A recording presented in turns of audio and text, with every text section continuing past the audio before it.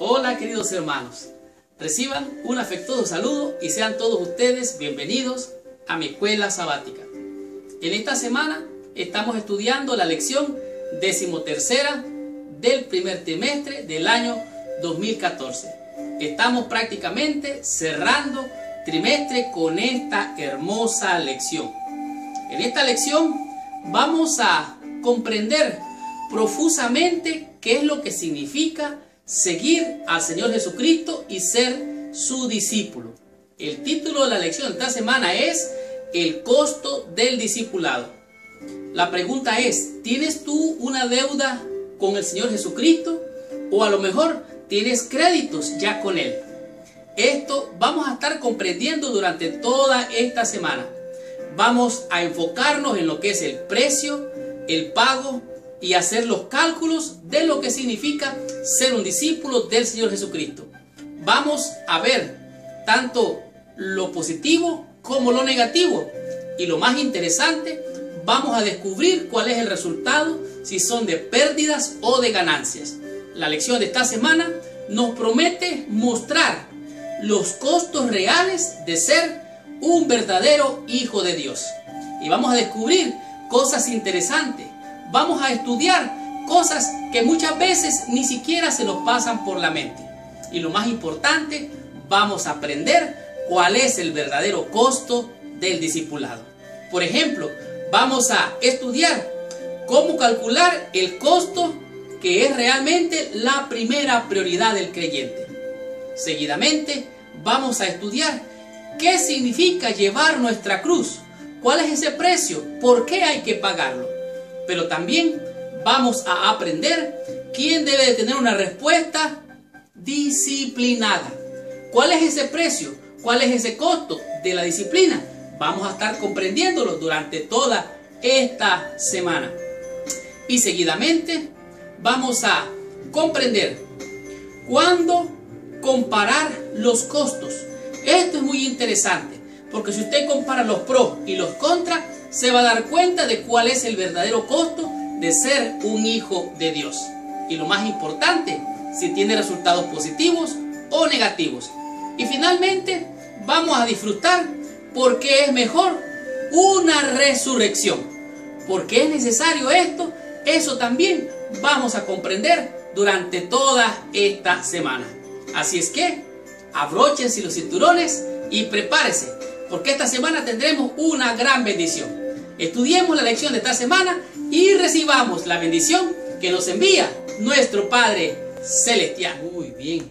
El versículo clave para la lección de esta semana se encuentra en el libro de Segunda de Corintios, capítulo 1, el versículo número 7. Aquí el apóstol Pablo está haciendo una reflexión sobre aquellos que eran los seguidores de Jesucristo en la iglesia primitiva. Ellos estaban pasando a tribulación, sentían la necesidad de consolación porque estaban sufriendo de muchas tribulaciones. Y leo literalmente: y nuestra esperanza respecto de vosotros es firme, pues sabemos que así como soy compañero en las aflicciones, también lo sois en la consolación. Pablo estaba exhortando a la iglesia que así como eran compañeros en momentos buenos, también lo tendrían que ser en el momento de aflicción, en el momento de la tribulación. ¿Para qué? Para que ellos mutuamente pudieran darse consolación. Me llama grandemente la atención el versículo número 6, donde dice: pero si sois atribulados, es para consolación, es para salvación. Si sois, dice, sufrido, es para salvación y para ser consolados. De tal manera que la lección de esta semana nos muestra que hay un precio que hay que pagar, que hay un costo por el hecho de ser discípulo del Señor Jesucristo. Realmente en el mundo, dijo Cristo, tendréis aflicción. Pero, dijo Cristo también, confiad, yo he vencido al mundo. Hay un precio que hay que pagar, hay un pago y hay que calcular esos costos. Porque algunas veces pueden haber pérdidas, otras veces parece haber ganancias. Pero la pregunta es, ¿sigue la deuda en pie o hay crédito para nosotros? Eso vamos a estar entendiendo durante esta semana. A lo largo de la historia, millones de personas voluntarias sacrificaron su vida para Cristo. Ellos fueron encarcelados, fueron aserrados, sufrieron muerte, persecución, hambre, desnudez, peligro, espada, todas estas cosas. Sin embargo, Pablo dice, advirtió de antemano, también todos los que quieran vivir piadosamente en Cristo padecerán persecución.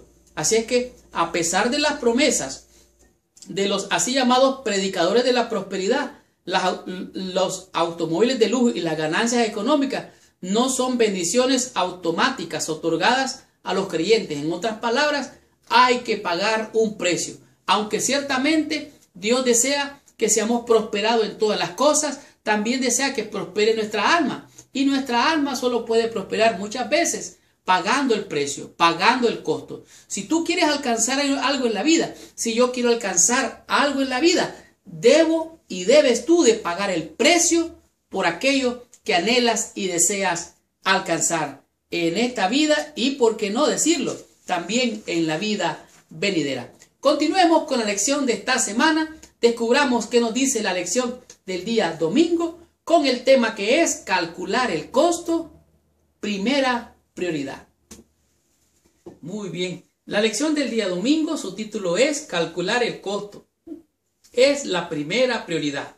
Esto significa que hay que calcular el precio total. Imagínese usted que usted tiene que ir a comprar un galón de leche. No importa el tipo de leche, sino que tiene que ir hasta un supermercado que le queda a cierta distancia de su casa. El galón de leche le cuesta $5, imagínenselo solamente. Pero para llegar a ese supermercado usted tiene que gastar $10, solo en combustible o en gasolina para llegar a ese lugar. Ya ese galón de leche ya no le costó 5, le costó 15. Y de esos 15 tiene que tomar en cuenta el vehículo que utilizó, el desgaste del vehículo, el tiempo que utilizó. De tal manera que el calcular los costos es la primera prioridad para saber cuánto le está costando aquello que está adquiriendo. Cuando se trata del reino de los cielos hay que pagar el precio. No importa el precio, porque lo que usted va a obtener es de mayor y más grande valor. En este día la lección nos presenta cuando Cristo en Lucas capítulo 12 dijo: fuego he venido a echar a esta tierra, y ya está encendido. ¿Por qué? Porque ya habían empezado algunos conflictos. Los conflictos entre los hermanos de Jesucristo y Cristo mismo. Ellos llegaron a buscarlo a cierto lugar y Cristo dijo: mis hermanos, mi madre y mi padre son los que hacen la voluntad de mi Padre que está en los cielos. Dijo: no he venido para traer paz sino espada, para poner en disensión al padre contra el hijo, al hijo contra el padre, a la madre contra la hija contra la madre, de tal manera que los enemigos de la casa serán sus propios familiares. Y dijo alguno más: si alguno quiere ir en pos de mí, niéguese a sí mismo, tome su cruz y sígame. El que ama a padre o madre más que a mí, no es digno de mí.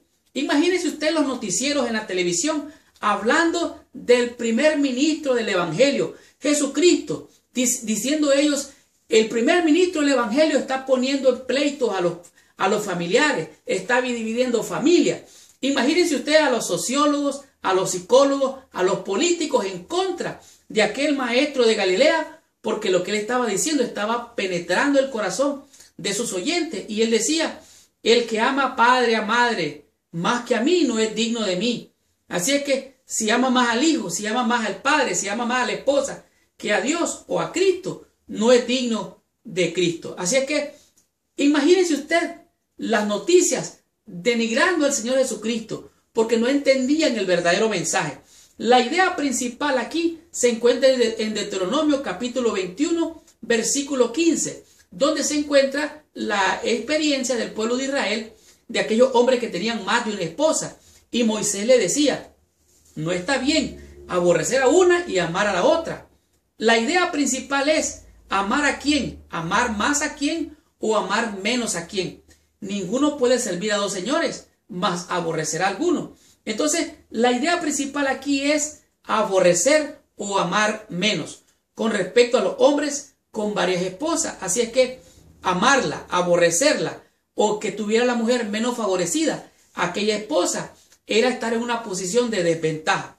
Y eso es lo que está diciendo aquí Cristo. Si amas más otras cosas que a mí, no eres digno de mí. Si amas más al esposo, al hijo, a la esposa, el trabajo o cualquier otra cosa, no es digno de mí. Así que hay que calcular los costos, porque este uso es una primera prioridad. La idea es clara, un afecto relativo. En este contexto, aborrecida puede indicar amar menos. Así que ninguno que ame más, oiga bien, que ame más a alguien que al Señor Jesús es digno del Evangelio. Este fundamento significa amar a Dios sin reservas, primero y principalmente. Dios rechaza toda barrera, interrupción o distracción. El discipulado demanda el precio supremo, lealtad indivisa a Cristo. El orden de prioridades es Dios, la familia, el trabajo y después todo lo demás viene por añadidura. Tenemos que calcular los costos porque lo que estamos adquiriendo no es cualquier cosa. Tiene un gran precio. ¿Cuál es el precio? La sangre preciosa del Hijo de Dios. ¿Cuánto hay que pagar por el Evangelio? Nada. Es totalmente gratis, pero tuvo un costo. Y al calcular los costos, es más lo que Él nos ofrece que todo lo que en esta vida pudiéramos obtener. Continuemos con la lección del día lunes. Aprendamos de este tema, el cual nos enseña llevar nuestra cruz. Muy bien. En la lección del día lunes nos muestra claramente lo que significa llevar nuestra cruz. Recuerde, es nuestra cruz. Usted no puede llevar mi cruz, ni yo tampoco puedo llevar su cruz. Es nuestra cruz. El que no lleva su cruz y viene en pos de mí, no puede ser mi discípulo. Fueron las palabras de Jesucristo en Lucas capítulo 14, versículo 27. Ser discípulo significa aceptar a Cristo. Ser discípulo significa seguir a Cristo. Ser discípulo significa pagar el precio de llevar esa cruz. Seguir a Jesús quiere decir que estás listo para soportar el mismo sufrimiento que Cristo sufrió. En otras palabras, si a Cristo lo rechazaron, si a Cristo lo azotaron, si a Cristo lo vilipendiaron, a ti o a mí no debemos de esperar nada menos que eso. Recuerden, es cierto, hay un mensaje de perdón, de salvación, de vida eterna en Cristo, de su segunda venida viniendo en gloria y de nosotros yendo con Él a las mansiones celestiales. Pero el mensaje no está completo si no va acompañado de la explicación clara y precisa de que cada discípulo debe de llevar la cruz de Cristo. No obstante, si los creyentes desean proclamar el mensaje de Dios completo, no pueden pasar por alto el llevar la cruz de Cristo. Llevar la cruz de Cristo significa vivir y sufrir, así como Cristo sufrió. Pero recuerden, Cristo sufrió para que usted viviera. Cristo sufrió para que yo viviera. Él murió para que yo tenga vida y que tú tengas vida. De hecho, Él dejó las riquezas del cielo para que Él se hizo pobre, para que tú y yo fuésemos enriquecidos. Así que llevar la cruz significa mucho más de lo que nosotros humanamente podemos ver. Jesús les declaró que era necesario padecer. Oiga bien, allá en Jerusalén les dijo a los discípulos, es necesario que yo padezca por los ancianos, por los sacerdotes, me va a pasar esto y esto y esto. Y entonces vino Pedro y reconvino al Señor y lo llamó aparte. Le dijo, mira, que no te acontezca esto, Señor, ¿cómo vas a creer? Y Señor Jesús le dijo, mira, apártate de mí, Satanás. ¿Por qué? Porque no pones la mira en las cosas de arriba. El problema de Pedro es que estaba viendo lo terrenal, el sufrimiento, el dolor aquí terrenal, pero no estaba considerando la gloria eterna de lo que esto significaba sufrir aquí. Sufrir aquí significa que vamos a reinar allá. Así es que si alguno quiere venir en pos de mí, dijo Cristo, tome su cruz y sígame. Alguno quiere salvar la vida, la va a perder. Y quien quiera perder la vida por causa del Evangelio, la va a ganar. Jesucristo dijo, ¿sabe qué? Los van a perseguir, los van a echar en la cárcel, van a sufrir muchas cosas por mi causa. Pero ¿saben qué? No se preocupen por lo que van a decir, ni por lo que van a hacer, sino que en quietud vais a salvar vuestras almas. Así es que no debemos de preocupar, ¿no es cierto? El siervo no es mayor que su Señor. Si a él le hicieron eso, ¿qué no nos van a hacer a nosotros? Si a él lo persiguieron, ¿qué no nos van a hacer a nosotros? Así es que hay un antes y un después del bautismo. Antes de que el creyente reciba el mensaje, tiene que estar claro que también con el paquete de la salvación significa llevar la cruz. Y también después, porque seguir la cruz, llevar la cruz es continuamente. Una cruz para ti y una cruz para mí significa que debemos de llevar los vituperios de Cristo y hemos de ser victoriosos. Dice que Cristo, por el gozo, oiga bien, por el gozo que puso delante de él sufrió. Él no pensó en el sufrimiento, él puso el gozo adelante. Él miraba la victoria adelante y te garantizo, cuando tú miras la victoria venidera, la victoria en Cristo Jesús, allá en el reino de los cielos, toda la miseria y el dolor de este mundo no tiene ningún valor. ¿Por qué? Porque llevar la cruz de Cristo es un privilegio de salvación y de vida eterna. Hay un valor y hay un precio que pagar. Si yo soy cristiano, debo de pagar ese precio. Si tú eres cristiano, debes de pagar ese precio. Antes del bautismo, cada candidato debe comprender que Cristo mismo le ha asignado una cruz, sin la cual no puede de ningún modo ser su discípulo. Sigo leyendo. La conversión libera a los creyentes de las cargas del pecado, no de las responsabilidades del discipulado.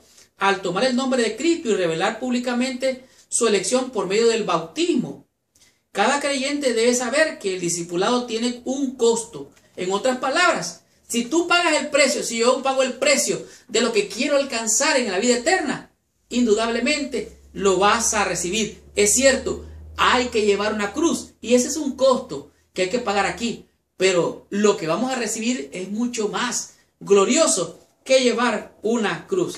Si a Cristo lo vituperaron, si a Cristo lo rechazaron, a ti también lo van a hacer, a mí también me lo van a hacer. Eso significa llevar la cruz de Cristo. Todavía me acuerdo, hace un tiempo andaba dando estudios bíblicos y llegué a un hogar donde ya me había recibido y me cerraron la puerta así en la cara. Me acuerdo que mi corazón se dolió, pero ese día aprendí que aunque me rechacen a mí, Cristo me recibe con los brazos abiertos en esta vida y me recibirá en la gloria eterna. Descubramos qué nos muestra la lección del día martes con el tema que es respuesta disciplinada. Muy bien, la lección del día martes nos muestra claramente cuál es el secreto de la victoria en la fe. Y como ilustración muestra lo que eran los atletas allá cuando se realizaban, podemos decir, las Olimpiadas, que dicho sea de paso, era un evento deportivo. Así es que nosotros tenemos que tener una respuesta disciplinada. ¿Quién debe de tener esa respuesta disciplinada? Eres tú y soy yo. En otras palabras, tenemos que aprender a disciplinarnos en nuestro corazón, en nuestra mente, para rendirle todo a Cristo. El costo del discipulado incluye la disciplina. Cada impulso, cada imaginación, cada ambición, cada deseo debe estar sometido a Cristo.